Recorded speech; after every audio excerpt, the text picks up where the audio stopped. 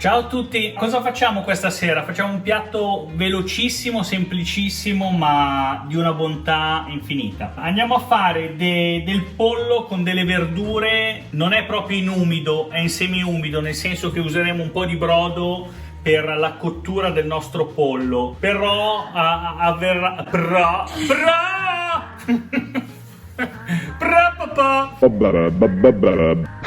però verrà in maniera molto lenta per circa un'ora, un'ora e mezza, in modo che alla fine avremo il nostro pollo che si sarà amalgamato con tutti i suoi sapori che adesso vi farò vedere. Andiamo a spiegarlo velocemente. Allora, che cosa abbiamo? Abbiamo dei fusi di pollo, ma potete farlo anche con delle cosce, potete farlo anche con delle ali, potete farlo con un mezzo pollo, insomma come volete, perché ovviamente ciò che importa è la tipologia, no, di animale. Quindi in questo caso io cosa ho usato? Le verdure che avevo nel frigorifero, così potete fare anche voi, perché comunque il sapore sicuramente sarà fantastico, le sfumature cambieranno in funzione delle verdure che userete. Se avete un peperone usate il peperone, se avete, che ne so, una melanzana usate la melanzana insieme alle altre. Però le classiche verdure, cioè sedano, carota e cipolla, le utilizzate, cercate di utilizzarle sempre insieme all'aglio, insieme, ad esempio io avevo dei funghi champignon e della zucca. Come li andrò a mettere? Come vedete non li ho tagliati a pezzettini, proprio il bello di questo piatto è che andremo a metterli praticamente interi, perché si cuoceranno talmente bene che alla fine le verdure sarà un piacere proprio gustarle intere alla fine della cottura di questo piatto. E dimenticavo, io ad esempio avevo delle olive nere nel frigorifero, andrò ad aggiungere anche qualche oliva nera perché a me piacciono, a lei no, ma a me piacciono. Che pire. Ora che cosa andiamo a fare? Allora andiamo a mettere i nostri fusi di pollo su una pentola a parte. Io uso una pentola d'acciaio perché prima li voglio fare dorare un attimino, dopo che saranno dorati li andiamo a spostare nella pentola adatta per le lunghe cotture, che faranno in modo di non bruciare i nostri petti di pollo. Potete usare anche una pentola d'acciaio, ma dovete tenere il fuoco molto più basso e dovete controllarla molto di più, perché sennò è facile che il pollo si attacchi al fondo, ok?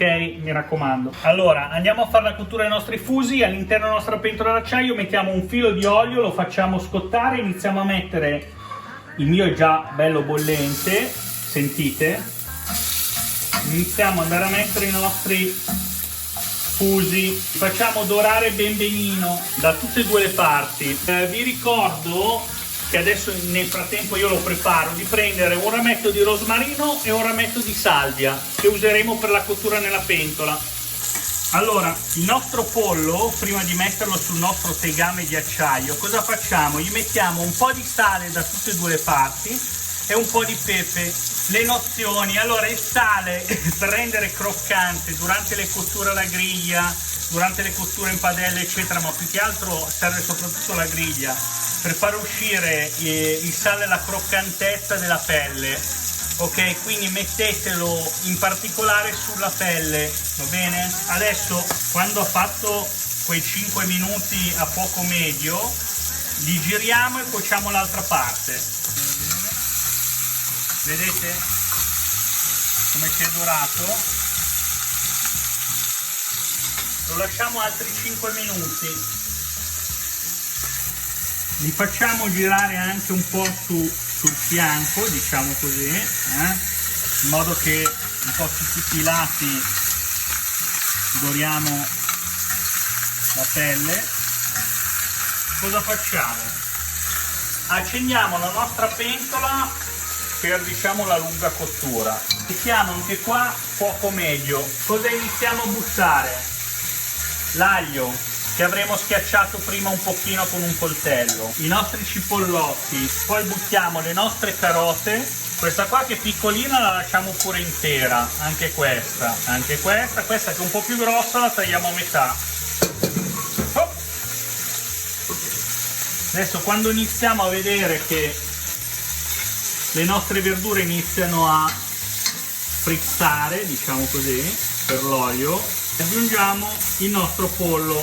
Nel frattempo prendiamo un po' di vino, quello che vi fa più gusto, cioè vino bianco in generale. Io in questo caso uso un po' di porto perché anche questo ce l'avevo in frigorifero, quindi non fatevi problemi, se vi avanza del vino usate quello che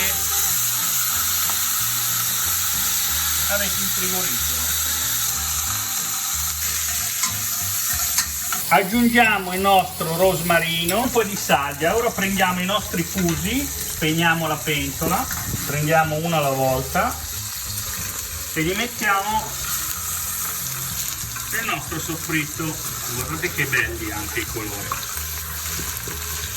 Se è rimasto un po' di olio, ovviamente lo versiamo nel nostro intingolo, perché il gusto è importante. Quindi non buttiamo via niente, per l'amor del cielo. Poi non è finita. A questo punto aggiungiamo il nostro sedano, i nostri funghi, e voilà. La zucca nel mio caso la andiamo ad aggiungere tra mezz'ora, perché se la aggiungessimo adesso si sfalderebbe tutta, perché ci vuole mezz'oretta e pronta la zucca, ok? Quindi lasciando il pollo per un'ora, un'ora e mezza in cottura, non è l'ideale mettere in questo momento la zucca, la mettiamo qua da parte. In questo momento cosa facciamo poi? Prendiamo del brodo e lo iniziamo ad aggiungere al nostro intingolo. Non tanto, deve coprire, diciamo, 1 centimetro di fondo. Perché? Perché ora copriamo la nostra pentola, mettiamo fuoco minimo e facciamo cuocere tutto lentamente per circa un'ora. Non dimentichiamoci, ad esempio nel mio caso ce l'avevo in frigorifero, che andiamo ad aggiungere qualche oliva, senza esagerare, perché al mio amore non gli piacciono le olive taggiasche, il che è una bestemmia, però lasciamo stare. Andiamo a girare un attimino.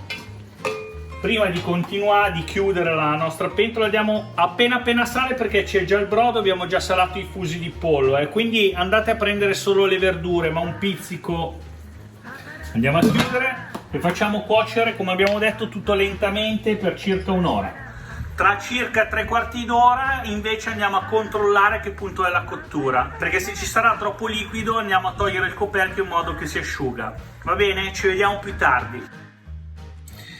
Allora, come vedete dalla nostra pentola che ho appena tolto dai fornelli, si è asciugato il pollo perfettamente. Guardate che bellezza!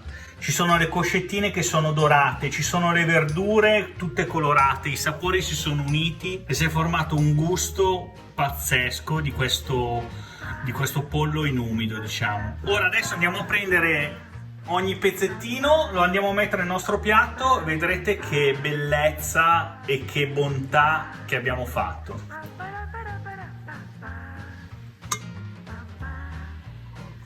Il nostro pollo è pronto, abbiamo tirato fuori questo insieme di sapori fantastici. Provatelo, perché vi assicuro che è una ricetta semplice ma molto saporita e gustosa.